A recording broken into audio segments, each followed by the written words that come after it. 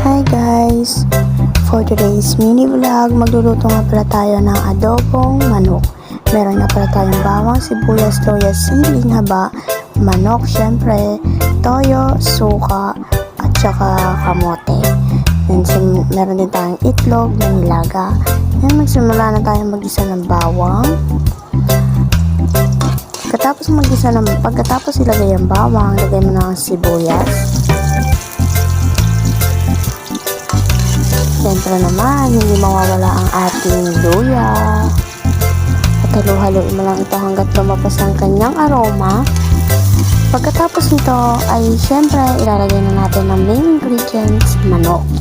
Hindi ko pala ipakita na ilagay yung sili kasi nga masyado na pong mahaba ang video or nakalimutan.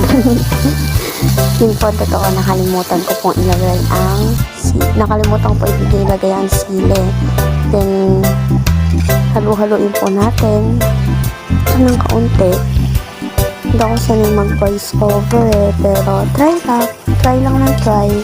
Sabi nila mas maganda daw ito kaysa daw puro daw music.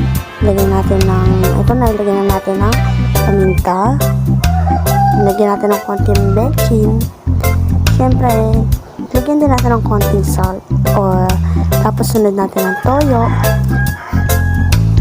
Dito daw ako sa mag-voice over medyo naghihiya pa ako. Then, hintayin na natin kumulo after ilang minuto. Lalagyan natin ng kamote. Yun naman talaga, dapat patatas. Kaso, wala naman tayo nun. Then, after ilang minutes, ilagay natin ang egg. Hindi ko na pala napakita, ilagyan ko nga pala sila ng ketchup tsaka ng suka.